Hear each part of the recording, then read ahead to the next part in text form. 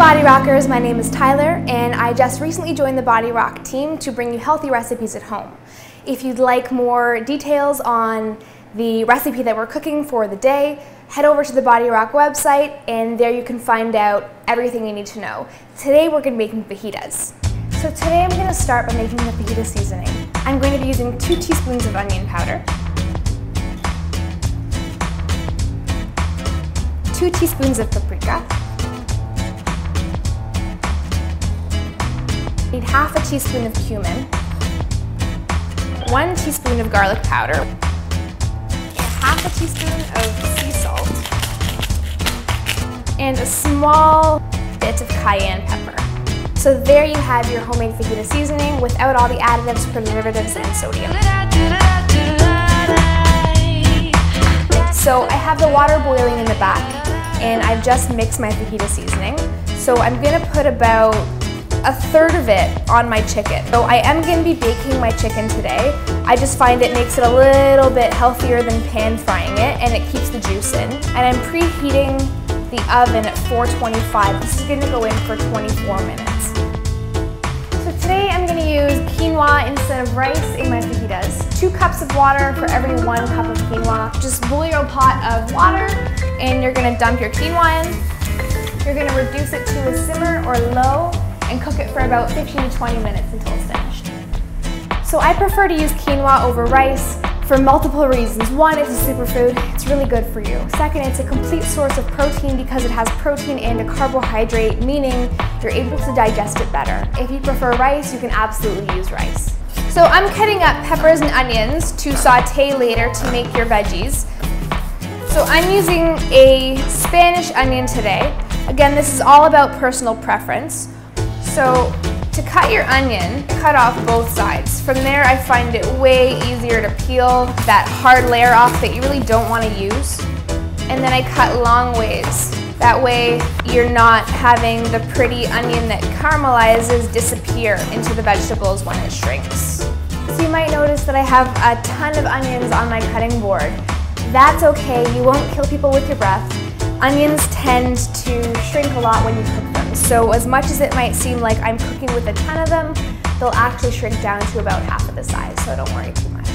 So today to cook my vegetables, I am using olive oil. You want to heat your pan, especially if you're using stainless steel, before you add your oil in. Be careful though with your olive oil because if you do cook it at too high of a heat, it will burn and you'll want to start over. You won't want to use burnt olive oil. I'm going to put my olive oil in my pan. Now I'm not using too much because I am trying to be healthy here.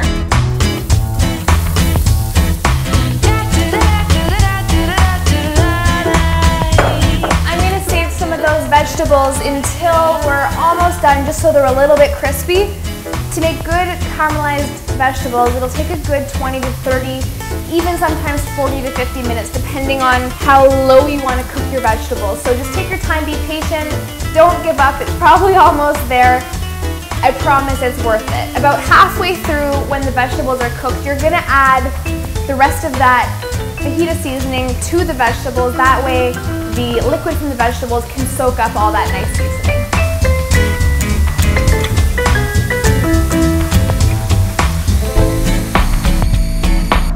Going off for our chicken, so I have baked it for 25 minutes. So we're gonna take it out. So you might wonder why I have clumps in my sour cream. Well, it's actually not sour cream, it is cottage cheese. I just find that it adds a little bit of a softer taste. It's better for you, it has less fat, has a little bit less calories if you're worried about that. What I do is I just put about 1 cup of it into a food processor, I give it a little bit of a whirl, and then it has a nice smooth and creamy texture. Now it's time to assemble. This is just some shredded spinach. This is low-fat cheddar cheese. We have some shredded tomatoes. These are the peppers and onions and the jalapeno that has now caramelized. It looks really pretty and I really just want to eat it. So our 2 toppings in terms of dips, this is just some avocado and lemon juice to keep it from browning, and this last one is cottage cheese. So I just pureed it really quickly in the food processor, and it just has a little bit less fat, less calories, and a little bit less of that bitter taste than sour cream. Okay, so I'm just going to assemble my fajita here. So I'm starting with a little bit of that pureed cottage cheese, taking the place of sour cream.